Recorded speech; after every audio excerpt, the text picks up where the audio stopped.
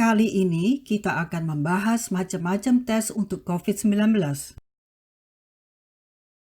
Tapi jangan lupa ya, pencet tombol like, subscribe,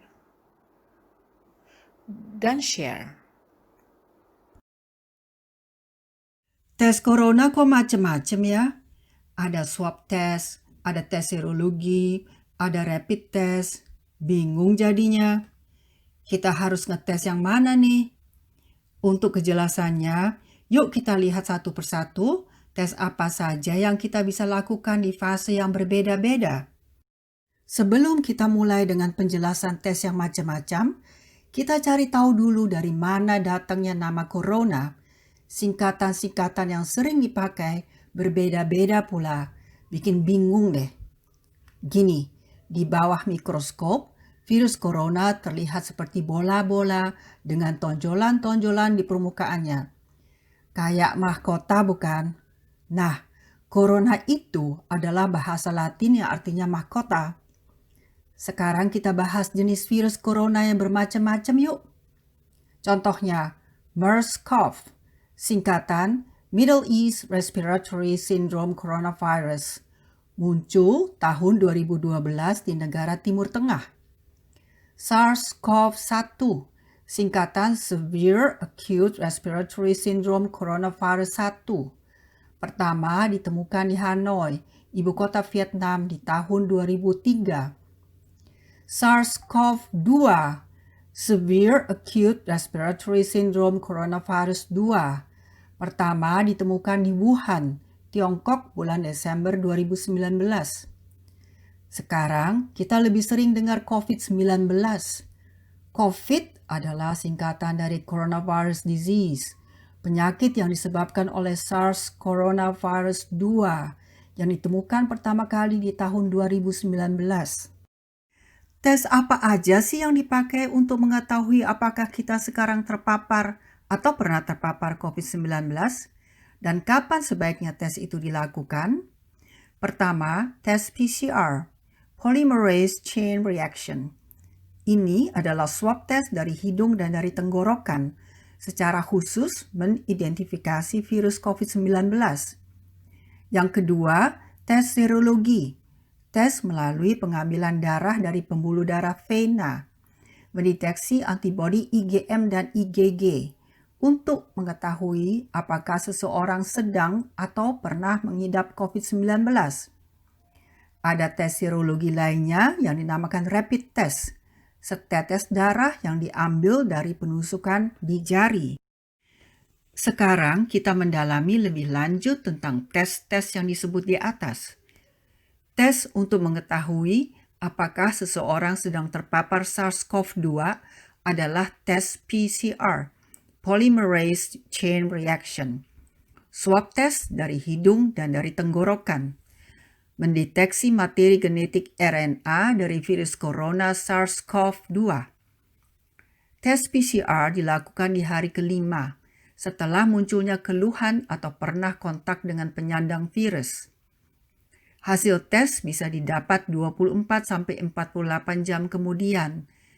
Jika RNA dari virus corona positif, dinamakan tes positif.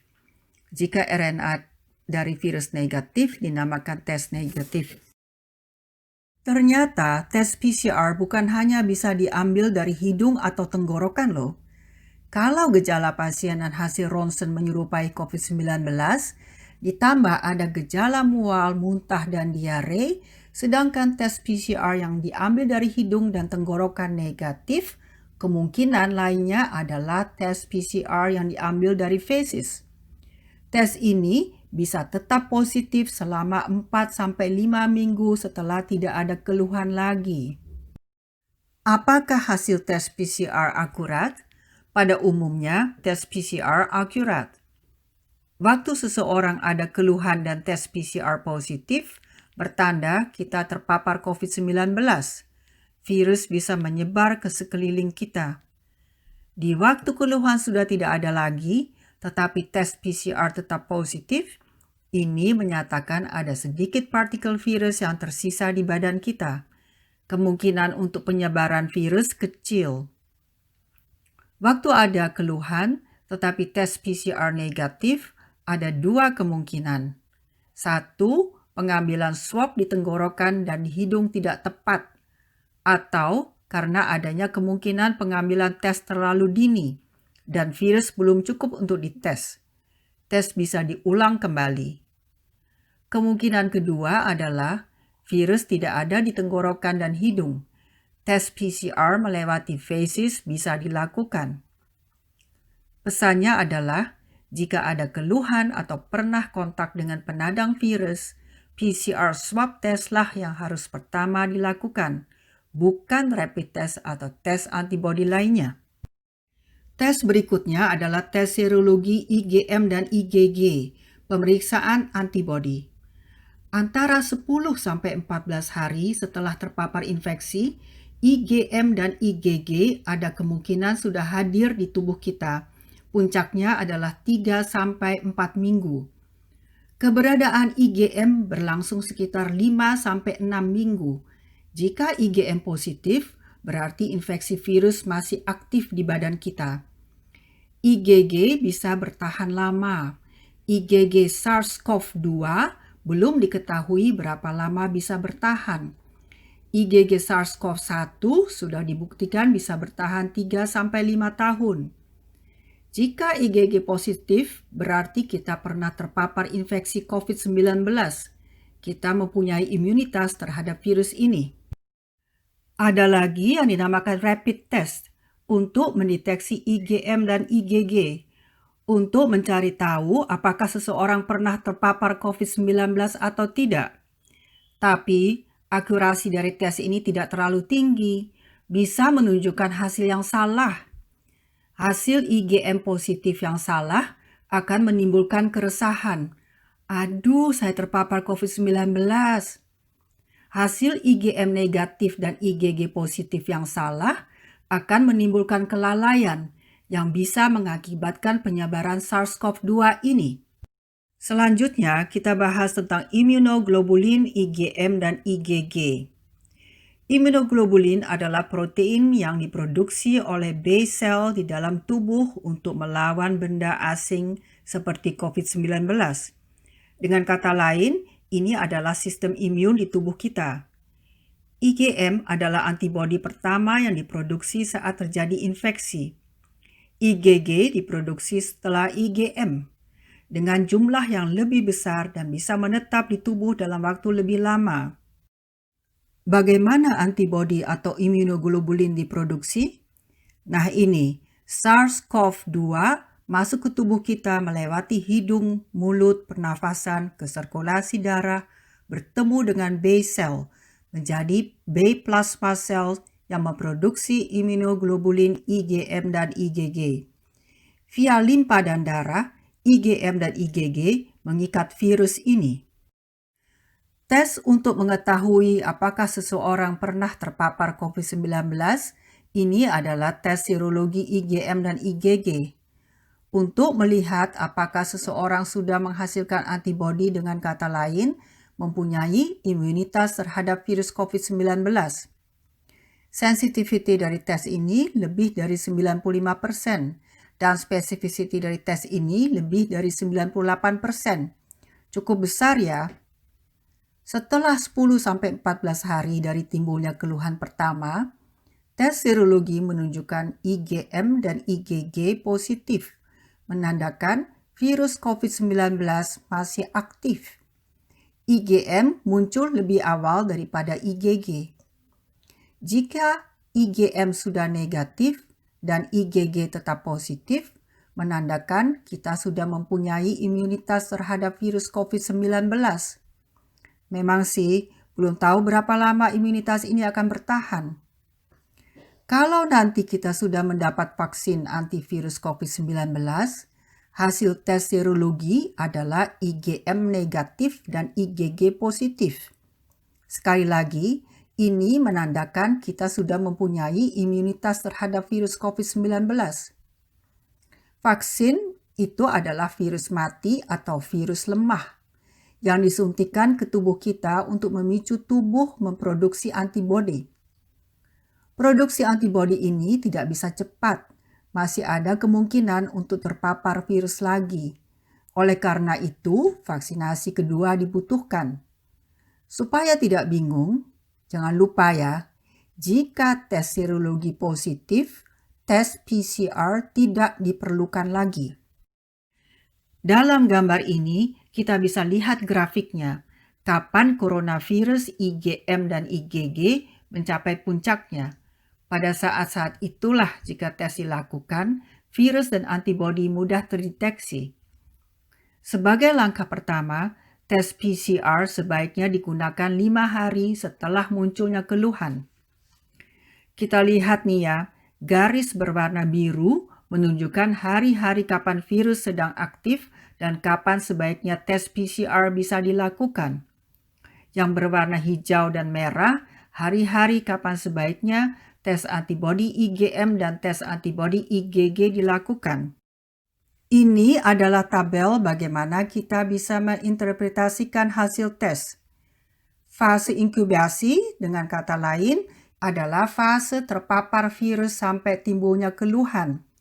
Di fase ini, PCR positif, IgM dan IgG negatif. Fase dini adalah waktu PCR dan IgM positif, sedangkan IgG negatif. Fase aktif adalah waktu IgM positif, IgG negatif, PCR juga negatif. Kemungkinan PCR negatif palsu, bukan palsu bohong loh. Maksudnya, kemungkinan virus tidak terdeteksi atau yang dinamakan false negative. Fase aktif adalah waktu PCR, IgM, dan IgG positif. Fase penyembuhan adalah waktu PCR negatif, IgM, dan IgG positif. Pernah terpapar COVID-19 kah? Adalah waktu hanya IgG positif. Perlu diingat, OTG dan pasien yang bergejala ringan produksi antibodi IgG rendah. Masih ada kemungkinan terpapar infeksi lagi. Masih bingung kan? Sekarang kita coba lihat diagram ini. Tes apa yang harus kita lakukan dalam keadaan tertentu?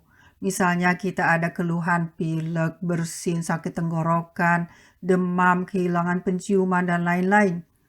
Atau baru saja ketemu teman atau saudara yang ternyata tes PCR-nya positif.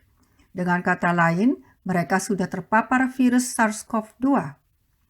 Terus kita harus tes apa ya? Tes PCR kah? Atau rapid test kah? Atau tes antibodi dari pengambilan darah kah? Nah, kita cerita lagi ya. Di fase ini, hanya tes PCR, swab test dari hidung dan dari tenggorokan yang bisa mendeteksi dengan lebih akurat ada atau tidaknya virus. Jadi, sekali lagi, tes PCR adalah langkah pertama yang kita bisa lakukan di hari ke-5 sampai ke-7. Hasil tes bisa didapat kira-kira 24-48 jam.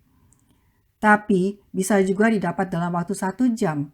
Ini hanya untuk pasien-pasien yang kondisinya memerlukan diagnosa yang cepat. Misalnya gagal jantung, sedang menjalani kemoterapi, transplantasi, dan lain-lain. Jika tes PCR positif, keluhan tidak terlalu berat, yuk kita isolasi diri di rumah selama 10-14 hari. Tapi kalau keluhan menambah, pergilah ke rumah sakit. Nah, bagaimana kalau hasil tes PCR negatif ya? Ada 2 kemungkinan. Jika keluhan juga berkurang, kita bisa bersenang, yes, keluhan saya bukan karena COVID-19. Tapi kalau keluhan sudah 2 hari tidak berkurang, tes PCR bisa diulang loh. Kalau hasil positif, aduh keluhanku toh karena COVID-19.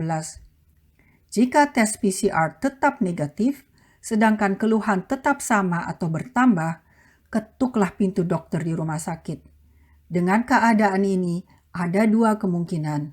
Tetap curiga apakah keluhan disebabkan oleh COVID-19? Tes PCR dari fesis bisa dilakukan. Jika positif, aduh ternyata saya toh terpapar virus jahat ini. Tes antibodi IgM dan IgG juga bisa dilakukan sesudah 10-14 hari munculnya keluhan pertama. Jika IgM positif, virus sedang aktif di badan kita. Sedih, ternyata toh ada virus COVID-19 di badanku. Yang harus kita tetap sadari adalah dengan keluhan yang bertambah parah, jangan lalaikan kemungkinan penyakit lain yang bisa fatal. Ada catatan penting nih. OTG, orang yang tidak ada gejala dan yang tidak diketahui pernah atau tidaknya kontak dengan penyandang COVID-19, tidak termasuk indikasi tes.